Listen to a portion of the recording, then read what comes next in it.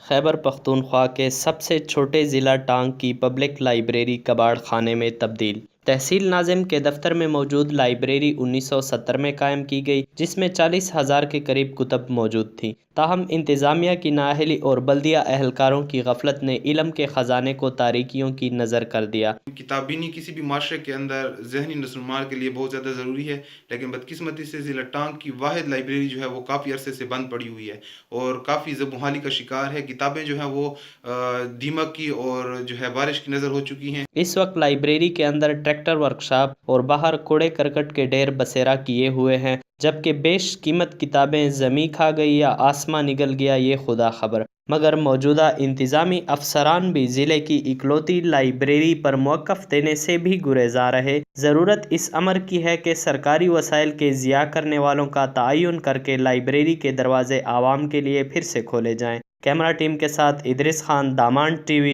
ضلع ٹانگ۔